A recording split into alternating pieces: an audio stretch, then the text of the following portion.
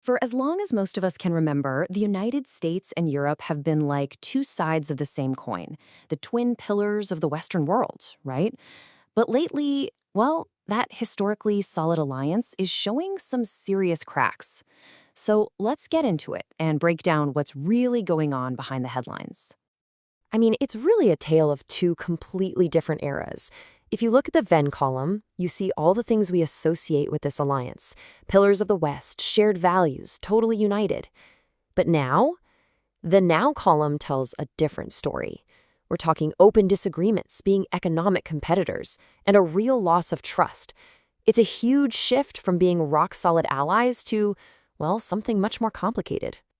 So the big question is obvious, right? What in the world is going on between these old friends? How did we get here? It's a super complex story, but don't worry, we're going to unpack it together, piece by piece. Okay, so the first major piece of this puzzle is what we can call the strategic divide. And really, it all boils down to a fundamental split in how the US and Europe see their roles in the world. Their whole approach to global power and security, they're just not on the same page anymore. And you can see this contrast in mindset so clearly.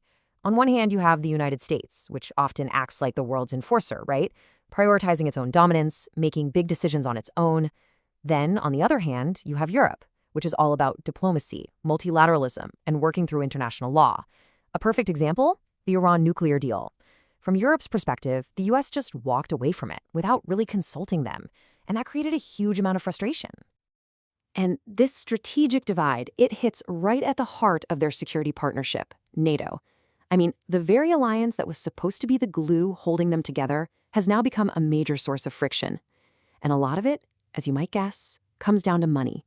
So here's the core of the argument, especially from Washington's point of view. You look at this chart and the US argument becomes pretty clear. They see themselves carrying a huge chunk of the financial weight for defense, while many European allies aren't meeting their spending targets. The feeling in the US is basically, hey, we're paying for your security and that's not fair. And in response to that pressure, and frankly, a growing feeling that the US isn't always a predictable partner, Europe is starting to think differently. They're now talking seriously about this idea of strategic autonomy. And that's not just a buzzword. It means they're looking at creating their own EU defense structure so they don't have to rely so much on the US. Now, if you're looking for one single kind of bizarre story that perfectly captures this whole loss of trust, look no further than Greenland. Yeah, you heard that right. When US leaders publicly started talking about buying Greenland, which is an autonomous territory of Denmark, it just sent absolute shockwaves across Europe. And the reaction was, well, it was swift, and it was not happy. This wasn't seen as some quirky real estate pitch. No, it was seen as deeply disrespectful. European leaders straight up called it a colonial-era mindset. They saw it as a slap in the face to the sovereignty of a close ally. So that whole Greenland thing, as strange as it sounds, it really crystallized a deep-seated fear in European capitals. It made them ask a really fundamental and pretty uncomfortable question. Does the US really see us as an equal partner anymore? Okay, so that's the strategic side of things. But the friction doesn't stop there. It's also becoming a major economic battlefield. We're seeing these longtime allies act more and more like cutthroat rivals. And the list of economic complaints from Europe has gotten pretty long. You've got the America First trade policies, which led to tariffs on a bunch of European goods. And then there are huge US subsidy programs, like the Inflation Reduction Act. From the European perspective, it feels like these policies are specifically designed to put their companies at a disadvantage. And this economic competition gets really intense when we start talking about technology.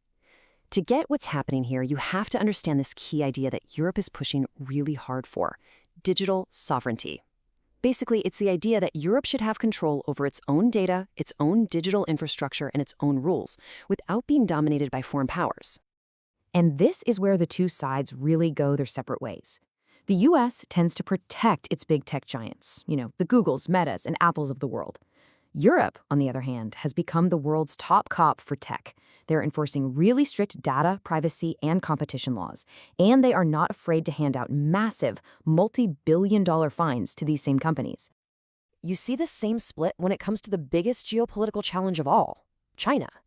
For the US, the view is increasingly that China is the primary global rival, period. But Europe's view is, well, it's more complicated. They see China as a competitor, for sure, but also as a critical partner that they can't just completely cut ties with economically.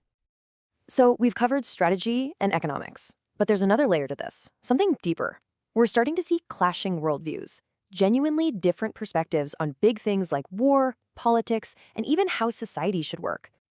Let's take the war in Ukraine. Now, everyone is united in opposing the invasion, obviously, but the war has definitely exposed different priorities. The US is thousands of miles away, so it can focus on a long-term strategy of weakening Russia. Europe is right there. They're feeling the direct economic pain, sky-high energy prices, massive inflation, and that's why you hear some voices in Europe calling for a greater push for diplomatic solutions. And underneath all of this, you've got these growing political and social gaps. From a European perspective, they look at the deep political polarization in the US and see a partner that just doesn't seem stable or predictable anymore. It's a real contrast to the European focus on social safety nets and collective responsibility. It kind of feels like they're just drifting apart on some really core values. All right, so we've looked at the strategic divides, the economic battles, the clashing worldviews. So the big question is, where does this leave the alliance? What does the future actually hold for the US and Europe? Look, a complete dramatic breakup is probably not in the cards, but we have to be realistic about the new reality. That strategic distance between them, it's probably going to keep growing. Europe is absolutely going to keep pushing for more independence. At the same time, the US is going to keep focusing more and more on Asia. It's all part of this bigger shift to what experts call a multipolar world, a world where those old, comfortable alliances are being seriously tested. And that really leaves us with one last big question to chew on. As the whole world changes around us, are we watching the slow-motion breakup of the most important alliance of the last century? Or is this something else? Is it just the painful, awkward process of a partnership finally growing up and figuring out its new place in the world?